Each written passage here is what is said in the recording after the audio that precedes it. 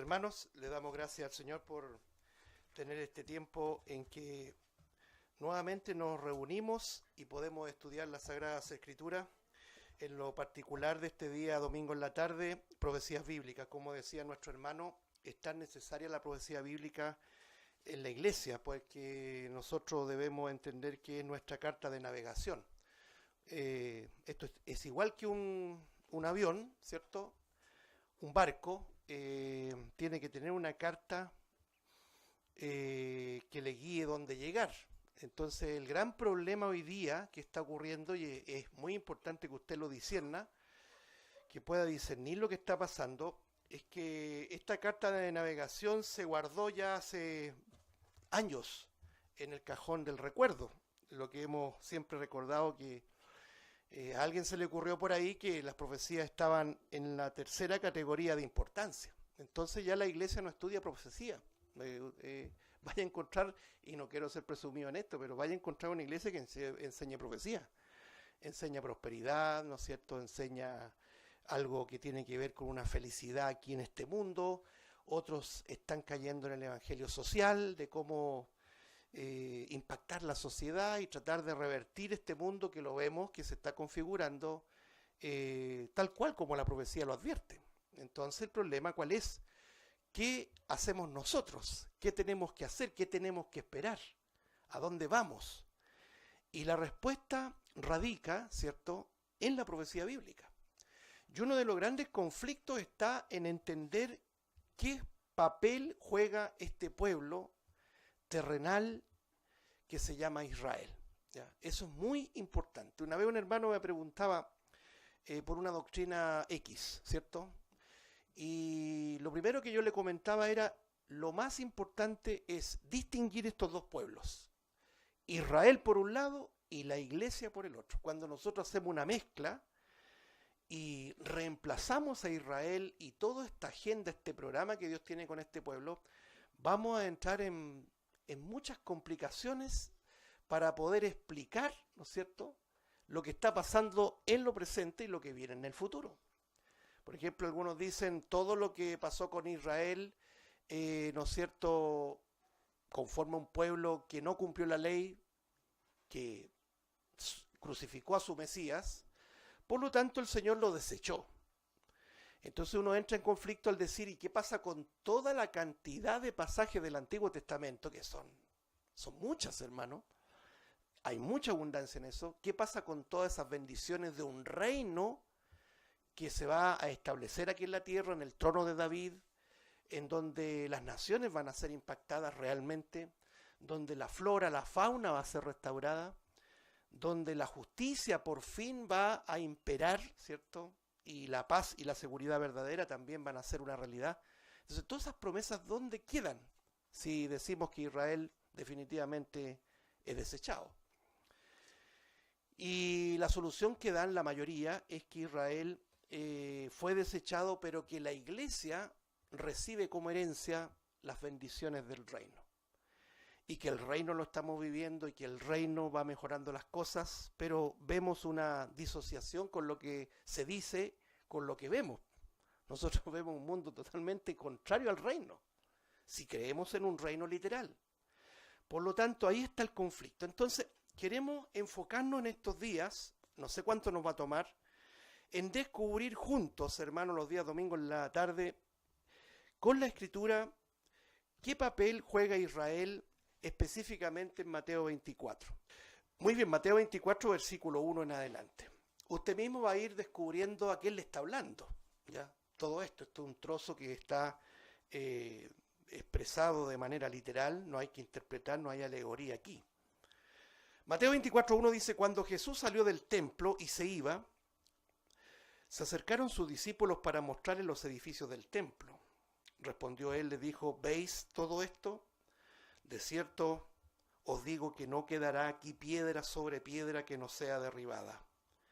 Y estando él sentado en el monte de los olivos, los discípulos se le acercaron aparte diciendo, dinos, ¿cuándo serán estas cosas? ¿Y qué señal habrá de tu venida y del fin del siglo? Respondiendo Jesús les dijo, ponga atención allí, mirad que nadie os engañe. Vamos a saltar tenemos varias semanas para recorrer todo este pasaje, pero vamos a saltar de inmediato ahora, por lo menos, al versículo 32. Note, Mateo 24, 32. De la higuera aprended la parábola. Cuando ya su rama está tierna y brotan las hojas, sabéis que el verano está cerca. Bueno, en simple lectura, hermano, la pregunta que asoma, ¿a quién se refiere con todo este relato nuestro Señor? Aquí no hay que interpretar, aquí hay que leer y creer lo que dice, ¿ya? En el contexto dice que Jesús salió del templo. La primera pregunta es, ¿qué templo, no? ¿Dónde está ubicado el templo? ¿Cuál es el contexto de donde Cristo está diciendo esto y sus discípulos también participando de esto? No cabe ninguna duda, es el templo de Jerusalén, que todavía existía en ese tiempo del Señor Jesús. Y cuando dice más adelante, de la higuera aprended la parábola, ¿a quién se referirá como la higuera, hermanos? Si nosotros, esto lo vamos a ver en profundidad, pero mientras tanto pregunta así como introductoria. La Biblia nos da luz para entender si hay una similitud o una comparación entre la higuera y algo específico. Por supuesto que sí. Es Israel. No es la iglesia. No somos nosotros los gentiles. Es el pueblo de Israel. Y esta higuera simbólica, ¿cierto?, nos está enseñando en una parábola que el verano está cerca. El verano tiene que ver con redención, tiene que ver con tiempo de júbilo, pero lo vamos a ver. Lo primero que quiero señalar, mis hermanos, es que podamos conectarnos con este tema muy importante, porque usted ha escuchado personas que dicen, la iglesia va a pasar por la gran tribulación. Nosotros creemos que va a haber una tribulación, porque lo dice la Biblia. Gran tribulación, ahí mismo usted lo puede leer en el versículo 21, porque habrá entonces gran tribulación, cual no la ha habido desde el principio del mundo hasta ahora, ni lo habrá. No son las tribulaciones que la iglesia ha vivido a través de los siglos. No es la tribulación que tiene usted en su vida privada en este mundo. No es la tribulación que tiene la iglesia en un mundo anticristiano. Son tribulaciones, pero no es la gran tribulación. Dice el Señor, mega tribulación en el original, es decir, una enorme tribulación, cual no la ha habido desde el principio del mundo hasta este tiempo de Cristo, ni la habrá. Es decir, va a ser un tiempo realmente sin precedentes. Por lo tanto, creemos que va a venir un tiempo de gran tribulación, de juicio. Pero muchos dicen que la iglesia, cuando digo la iglesia, todos los redimidos de este tiempo, van a pasar por la gran tribulación.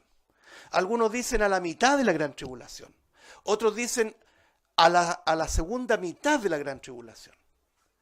¿Y cuáles son los argumentos para pensar allí? Precisamente cuando la iglesia se sitúa en este pasaje de Mateo 24, en consonancia con Marcos 13 y Lucas 21, que lo vamos a ver después en detalle, pensando que aquí aparece la iglesia, aparece un pueblo específico que se llama la iglesia. Pero tenemos que hacer aquí una claridad inmediata. Esto es introductorio todavía, ¿no? La iglesia todavía no nacía. El tema es que la iglesia nace 50 días después de la Pascua, el día de Pentecostés, Hechos capítulo 2. Entonces cuando el Señor le dice a Pedro, por ejemplo, sobre esta roca, es decir, sobre la declaración de Pedro, edificaré mi iglesia, uno dice, bueno, esta es una simple gramática, edificaré, hasta lo que yo entiendo es futuro, ¿no? Es el verbo edificar en futuro, edificaré mi iglesia. ¿Cuándo ocurre eso? El día de Pentecostés.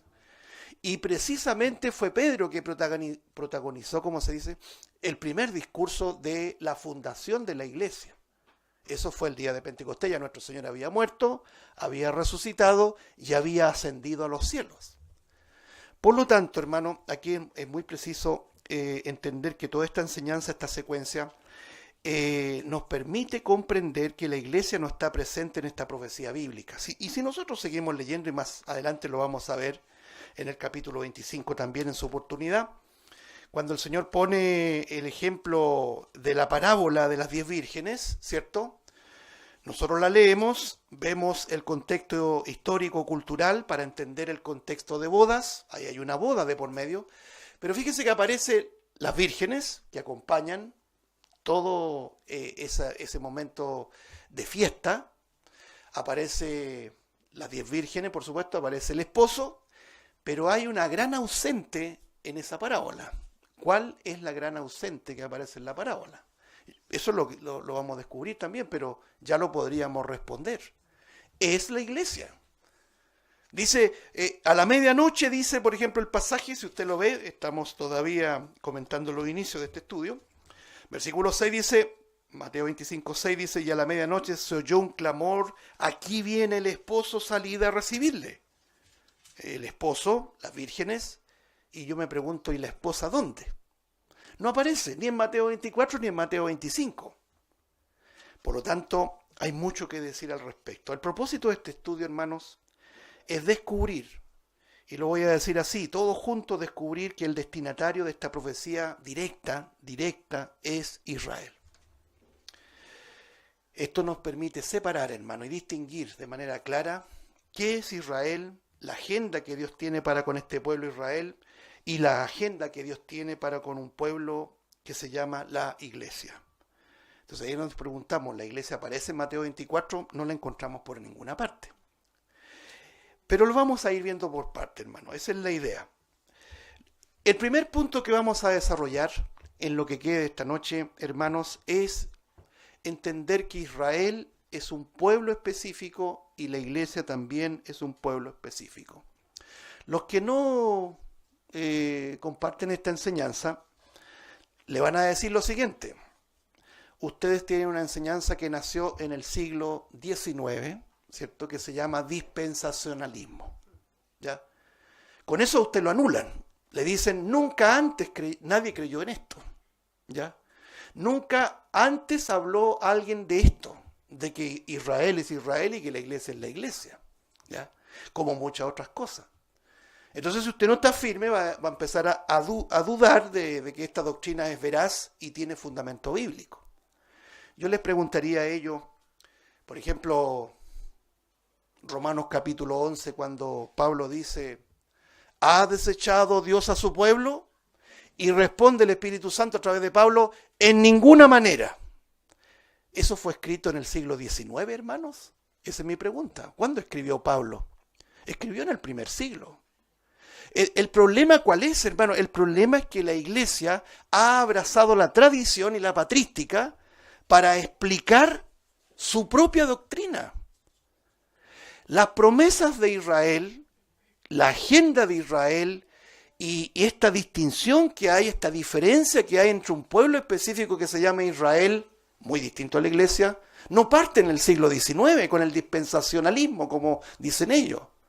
Parten las escrituras, hermanos, incluyendo el Antiguo Testamento. No sé si se entiende. Entonces, ¿qué es lo que quiero señalar, hermano? Que la propia escritura distingue estos pueblos de manera separada. Mire, vamos a 1 Corintios, por favor. Hay un pasaje muy importante que a veces lo pasamos así a la rápida y no le tomamos el peso de esta revelación. 1 Corintios capítulo 10, por favor. Dice acá 1 Corintios 10, versículo número 32. Mire, lea con atención. 1 Corintios 10, 32. El apóstol Pablo diciéndole a los corintios, no seáis tropiezos, léalo usted, ni a judíos, ni a gentiles, ni a la iglesia de Dios. Aparecen tres grupos, por decir así. Por un lado los judíos, por otro lado los gentiles, y de manera separada, independiente, la iglesia de Dios. ¿Por qué este texto es tan importante? Porque siempre el apóstol Pablo deja en claro la participación individual de los judíos, de los gentiles y los miembros de la iglesia. La iglesia es un cuerpo, ¿no es cierto? Lo vamos a decir así, un pueblo que está compuesta primeramente de judíos. En el día de Pentecostés nacieron, se convirtieron judíos, ¿no es cierto? Como 3.000. Era una fiesta judía el día de Pentecostés. Pero a partir del capítulo 10 de Hechos, usted lo puede ver, se convierte en gentiles. Por lo tanto, la iglesia de Cristo está compuesta por judíos y gentiles. Pero la diferencia que hace el apóstol Pablo respecto a un pueblo específico, en este caso judíos, separa a los gentiles, el resto de las naciones, y separa a la iglesia de Cristo, es evidente, usted lo puede ver ahí. No se hay tropiezos ni a judíos, ni a gentiles, ni a la iglesia de Cristo, ni a la iglesia de Dios. Por lo tanto, este pasaje ya nos habla de que hay una diferencia, hermano. No podemos echar todo esto en un saco, como se dice, en una bolsa, y decir, ya no existen los judíos, ya no existe Israel, ahora somos uno solamente en Cristo. Y algunos usan ese pasaje que dice, ya no hay judío ni griego, ¿se acuerda? Ya no hay hombre ni mujer, mezclando las cosas, porque ahí está hablando de redención. En cuanto a redención, por supuesto, usted, si no es judío, es gentil, puede ser salvo. Y si es judío ahora mismo y cree en el Señor Jesucristo, es salvo. ¿Sí? En cuanto a redención, no hay distinción de raza, de país, de nación, de linaje, de nada. Pero cuidado, pero en cuanto a agenda que Dios ha establecido y vaya que la estableció de manera clara y categórica, le jura fidelidad a Israel, hermano. Yo no encuentro el pasaje que el Señor haya derogado la fidelidad que le prometió a Israel. Y no podemos decir que esa fidelidad que le prometió Israel, Él la transfirió a nosotros los gentiles o a la iglesia de Cristo. No, aquí nosotros tenemos que detenernos y comenzar a buscar en las Escrituras y a indagar qué es Israel y qué es la iglesia. Y vuelvo a subrayar esto, hermano, esto no es una doctrina teológica, una filosofía dispensacionalista. Ya por eso que a nosotros en lo particular no nos gusta encasillarnos con estos ismos que los hombres han creado, ¿cierto? Calvinismo, arminianismo, wesleyanismo, pelagianismo y en fin, puro ismo. Al hombre le gusta eso. Y cita tal o cual padre de la iglesia para fundamentar sus creencias, sus escuelas de pensamiento y más que teología, su filosofía. La Biblia enseña que Israel es un pueblo escogido por Dios. Yo lo invito, hermano, a partir de cero. Aquí es muy importante vaciarnos. Como decía nuestro hermano en la oración, no sabemos a dónde puede llegar este mensaje. Hoy día hay pocas voces que están contrarrestando, hermanos, esta idea de reemplazo, de sustitución de Israel, donde se desecha Israel, donde la agenda que Dios tiene, el programa que Dios tiene con este pueblo específico que se llama Israel, la han arruinado a tal punto de decir que todo lo que enseña como promesas a este pueblo fueron transferidas a un pueblo que se llama la iglesia. Y no hay resistencia hoy día, nadie enseña las cosas como son. Y no quiero acá tampoco ufanarme y decir que nosotros como iglesia tenemos las cosas, los únicos que tenemos las cosas claras, no, hermano. Lo que pasa es que de un tiempo a esta parte, como lo hemos dicho, las cosas han ido cambiando, la nueva horneada de predicadores racionalistas, intelectuales e hiperintelectuales han querido tapar, ¿no es cierto?, ahogar lo que era la doctrina sana, literal de la Biblia, para reemplazarla por una idea alegórica. Y con esa alegoría, que no tiene límites, han eliminado, así de cuajo como se dice, borrado del mapa profético a este pueblo que se llama Israel, haciendo caso omiso del capítulo 9, 10 y 11 de Romanos, por ejemplo. El pasaje que vimos en Corintios capítulo número 10, versículo 32. Entonces aquí hay que vaciarse de todo eso y decir, Señor, ¿cuál es la verdad? Estoy confundido muchas veces, ¿no es cierto? Podrá decir usted o alguien que pueda escuchar este video, estoy confundido, a mí me dice un predicador de renombre, ¿no es cierto?, famoso, con miles o millones de seguidores, y me dice Israel fue desechado. Después aparece por ahí otro que no tiene tantos seguidores y dice Israel no ha sido desechado. ¿Quién dice la verdad? Le creo al que tiene más seguidores, porque la mayoría gana, ¿no? Pero cuidado, no nos engañemos, ¿eh? Tengamos cuidado con eso. Porque nunca las mayorías estuvieron en la verdad. Siempre las mayorías se equivocaron, así que cuidado con eso. Deuteronomio capítulo 7, por favor, hermanos. Vamos allá.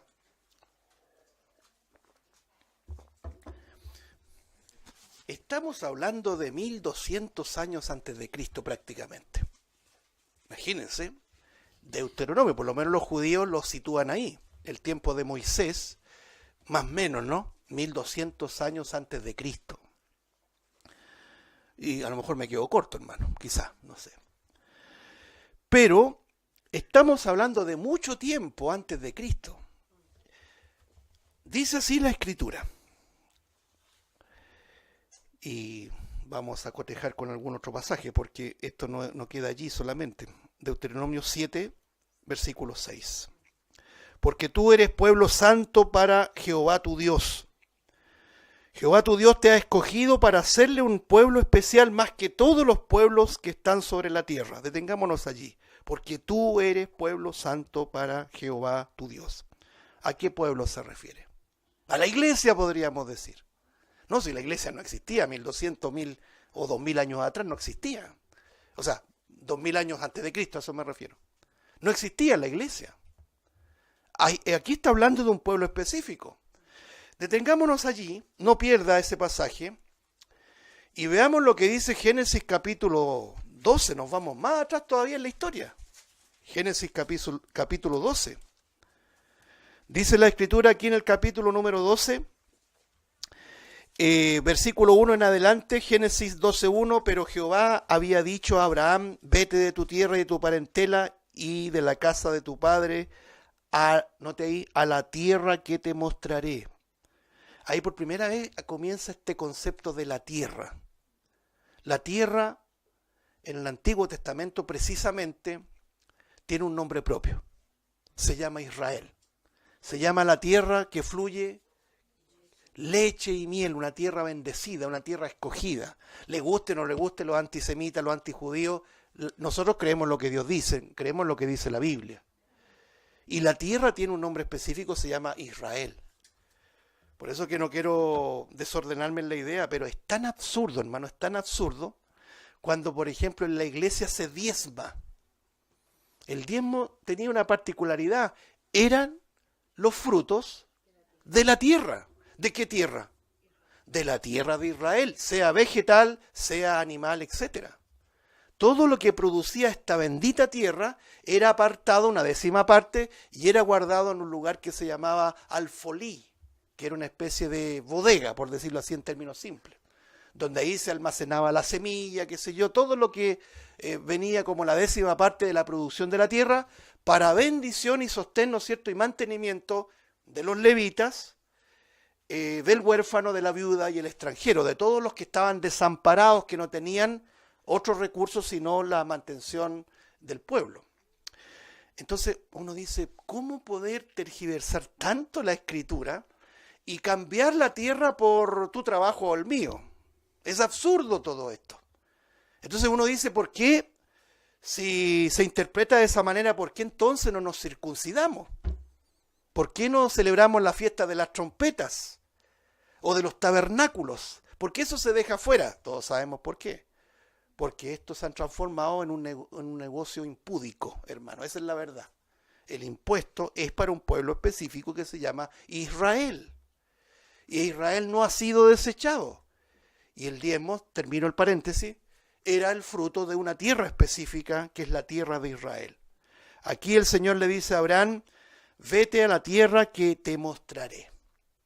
Es decir, ya Abraham tenía una promesa, una tierra. Dice más adelante el versículo 2, y haré de ti una nación grande, y te bendeciré y engrandeceré tu nombre, y serás bendición. Bendeciré a los que te bendijeren, y a los que te maldijeren maldeciré, y serán benditas en ti todas las familias de la tierra. Si nosotros hacemos un salto rápidamente de miles de años, pasando, ¿no es cierto?, por el punto cero, por decirlo, nos vamos a la era actual, la era cristiana, la salvación viene de los judíos. El apóstol Pablo así lo dice. Cuidado, dice Pablo, a los gentiles de Roma, ¿se acuerda? Con ensoberbecerse, volverse soberbio. Porque así como el Señor desgajó unas hojas, ¿cierto?, del olivo de cultivo, del buen olivo, así también las va a reinjertar.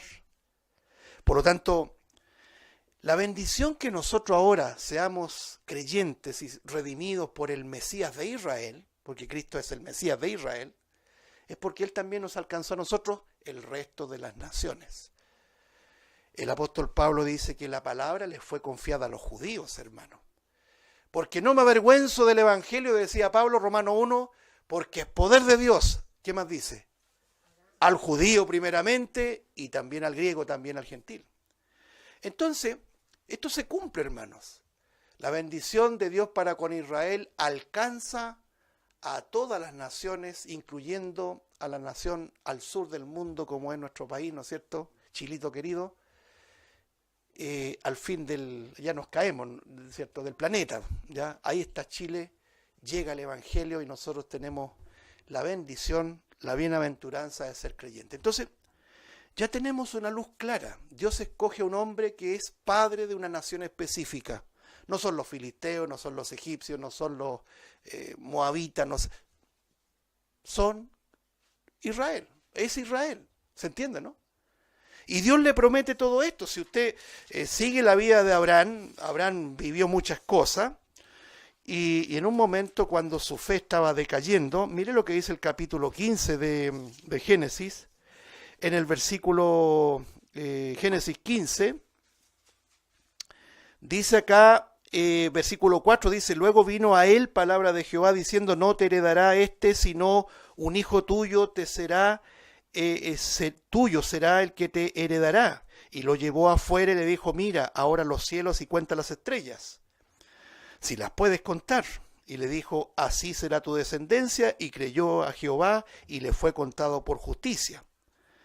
Le dijo, yo soy Jehová que te saqué de Ur de los Caldeos para darte a heredar esta tierra.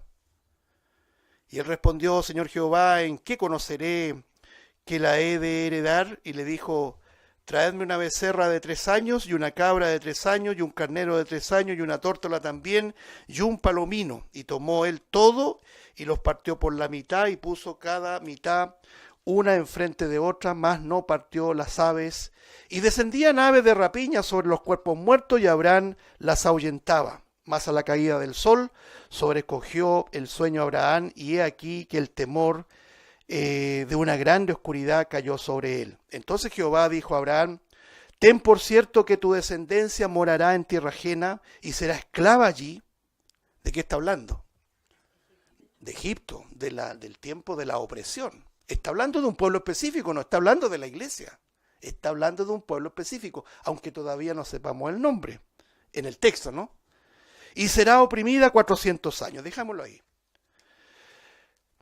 Entonces, el Señor escoge a este Abraham, y todos sabemos lo que ocurrió. Abraham tuvo hijos de la descendencia, que son considerados los patriarcas, ¿cierto? Abraham, Isaac y Jacob, ¿ya?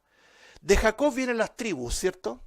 Las tribus que después nosotros conocemos que todo lo que ocurrió con José, le tuvieron envidia los hermanos, lo vendieron a los madianitas, hay mucha enseñanza de por medio allí, y José llegó a Egipto, y llegó a ser un personero pero importantísimo en el gobierno de Faraón.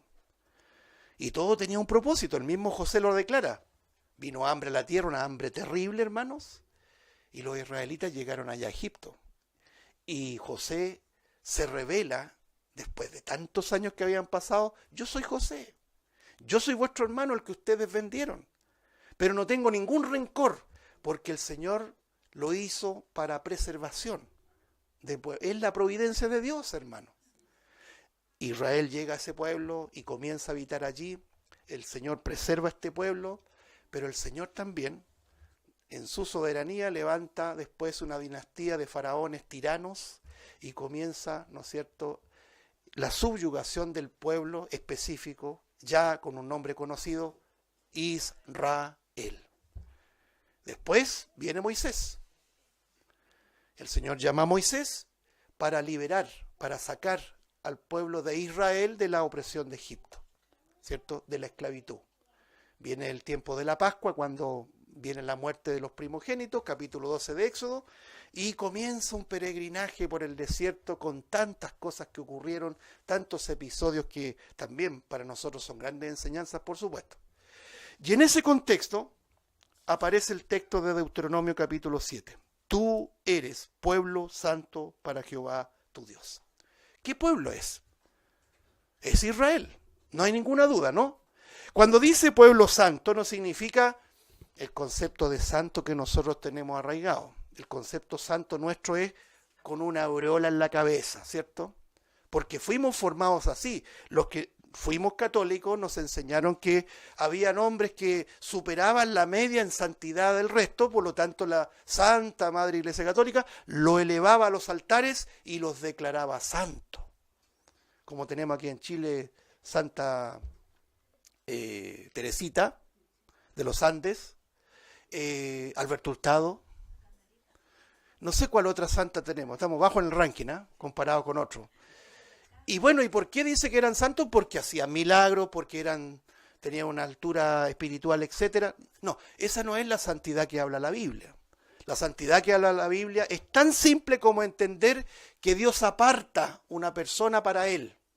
¿Saben ustedes, hermanos, en un lenguaje exclusivamente bíblico, tú y yo somos santos?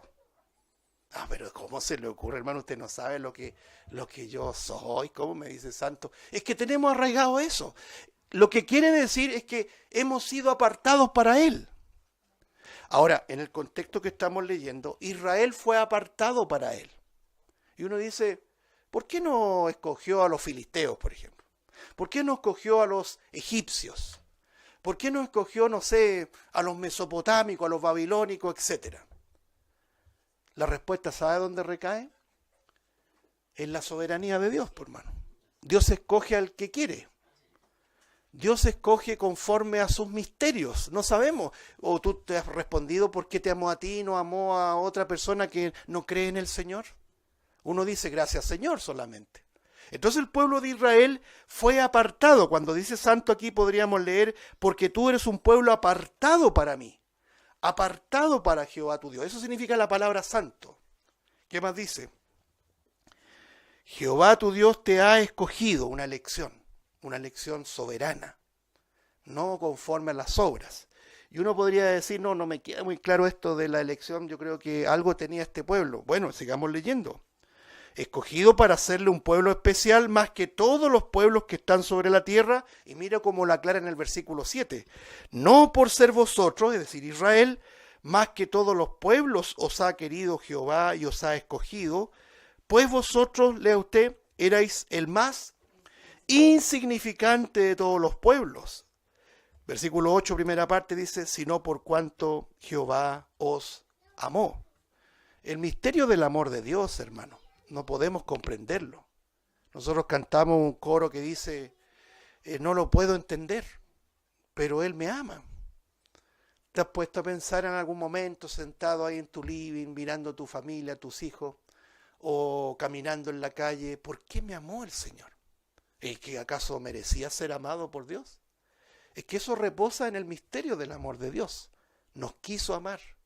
Cuando dice acá, por ejemplo, escogido para ser un pueblo especial, estamos hablando de Israel, porque queremos entender quién es Israel, ¿cierto? Por eso ya hemos llegado acá. ¿Se entiende más o menos, no? Y se nos fue el tiempo. Pero pueblo especial significa un pueblo particular. Por ejemplo, yo voy a aclarar esto.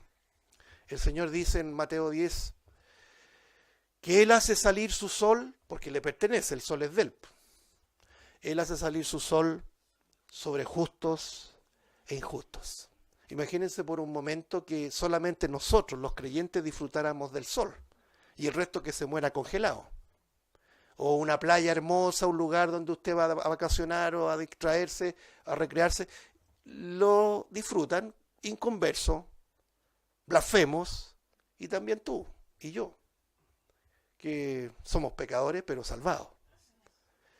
Entonces dice la Escritura sobre justo e injusto. Cuando dice justo, los justificados, los que Él declaró justos. ¿Por qué quiero señalar eso? Porque hay un amor providencial en sentido general. Él, por la providencia de su amor, hace salir su sol sobre todo el mundo. Pero Él tiene un amor particular con los que son suyos.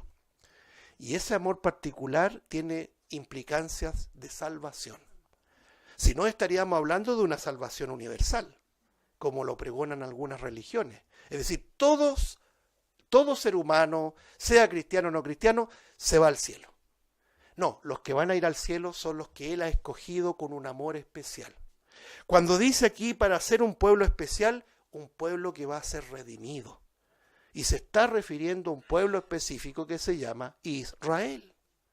Por lo tanto, lo primero que queremos aquí subrayar, como el texto está ahí, es que nos vamos pensando para la casa. Mateo 24 es una profecía bíblica que está en la recta del último tiempo, y nosotros estamos en el último tiempo, pero advierte un tiempo que va a vivir específicamente un pueblo cuyas promesas de salvación no vienen del siglo pasado o 2 siglos, no, vienen de antes de Cristo, hermanos, con Abraham, con Moisés, con todo lo que estamos leyendo. ¿Por qué? Porque Él lo ha escogido con un amor incondicional. Y vamos a ver un asunto muy interesante, hermanos, ya la próxima semana, si el Señor no ha venido todavía. Vamos a ver los textos que nos permiten entender que este pueblo llamado Israel es un pueblo con promesas y recompensas terrenales. Nosotros no tenemos promesas y recompensas terrenales para poder diferenciar lo que es la iglesia y para poder también desmoronar esta falsa doctrina, ¿no es cierto?, del evangelio de la codicia, ¿cierto? Donde dicen, tú eres creyente, el Señor te va a dar tierra, te va a dar prosperidad y todo ese tipo de cosas, y a uno lo entusiasman, pues, hermano, porque se toman de pasajes del Antiguo Testamento para decir, multiplicaré tus viñedos, tu mosto, tu aceite, tus vacas, tus rebaños. Mire que está bueno esto. Y la gente por eso busca eso, porque no distingue lo que es Israel, un pueblo específico con promesas y recompensas terrenales. Pero la iglesia es un pueblo espiritual, con promesas y recompensas celestiales. Que el Señor bendiga su palabra.